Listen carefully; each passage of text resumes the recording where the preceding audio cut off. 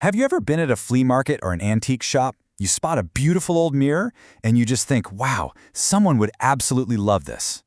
Well, you're not wrong, and we're about to dive into how you can turn that great eye of yours into a really successful online business. We're going to break down exactly how to find, price, and sell these amazing pieces with total confidence. And this right here, this is the secret sauce. You see, an antique mirror isn't just a functional object. It's a piece of high-impact decor. People aren't just buying it to check their reflection. They're buying a story. They're adding history and a serious touch of class to a room. And that dual value, that's what makes them such a fantastic product to build a whole business around. So here's our roadmap for today. First, we'll get into the why of selling antique mirrors. Then we'll talk about finding your unique angle. After that, it's the all-important seller's checklist. Then building trust with your buyers. And finally, we'll cover setting up your very own professional online shop. Okay, let's kick things off with part one. Why sell antique mirrors? You know, when somebody buys an antique mirror, they're not just getting glass in a frame, not at all. They're buying character. They're buying those gorgeous gilded edges, the ornate carvings, and that beautiful patina that just makes a room feel instantly more authentic, more lived in. Now, what's so cool about this is just how wide the market is. I mean, you've got your home renovators who are restoring old properties. You have renters who want to make a huge statement without, drilling a bunch of holes. And of course, there are all the interior design lovers chasing that perfect vintage Paris apartment vibe. But it doesn't stop there. Think about small business owners for their cafes or salons, or people looking for a truly one-of-a-kind wedding gift. It is a way broader audience than for a lot of other antique categories.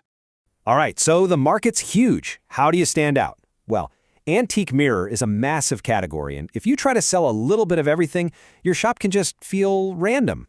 The real secret here is to become a specialist, a curator. A focused shop is way more memorable, and it pulls in buyers who are looking for exactly what you have.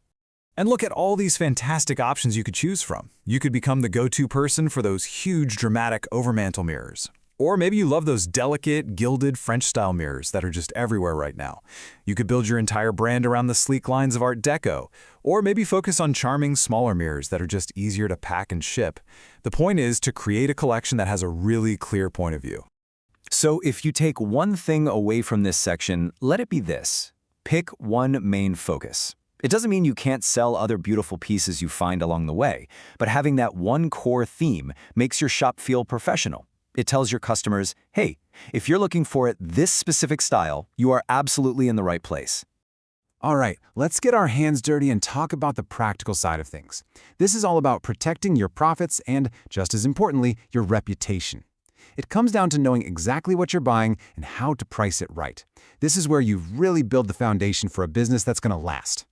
This checklist right here, this is going to be your best friend when you're outsourcing. Remember, you're looking for patina, not problems.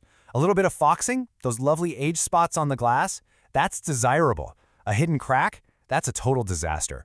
You gotta check if the frame is solid, no wobbly joints, is the backboard secure, and maybe most importantly, give it a real thought. Can you actually pack and ship this thing safely?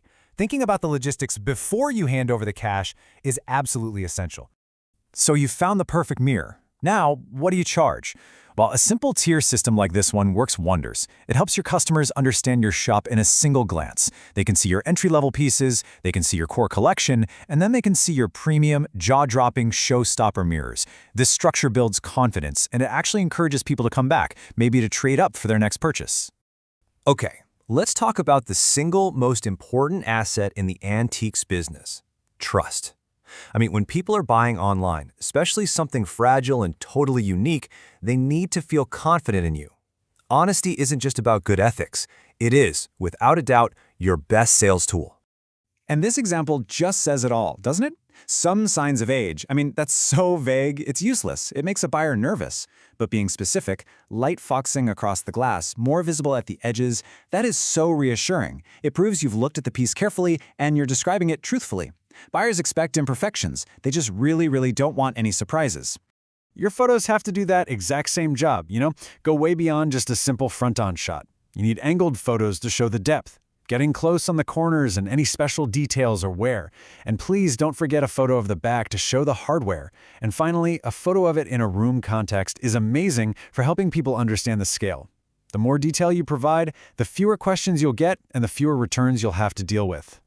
Okay, so you've got your niche, you know how to source and price, you're building trust through total honesty. Now you just need a home for your amazing collection. So let's talk about that final piece of the puzzle, creating a professional online shop that really does your beautiful mirrors justice. You know, while marketplaces can be a good starting point, they can be really tough for a niche like this. They often push you into a race to the bottom on price, and they really limit your ability to tell a story. Having your own dedicated e-commerce shop, that lets you control everything, from the presentation to building a memorable brand that people will come back to again and again. And look, getting started doesn't have to be super complicated or break the bank. There are services out there that offer really clear, affordable, done-for-you solutions. For example, a service like Make Local for Global can build you a completely professional online store for around £99 a year. And a plan like that usually gives you everything you need to hit the ground running. They'll build the store, set up your domain and email, integrate the payments. The key thing to look for is no commission on sales.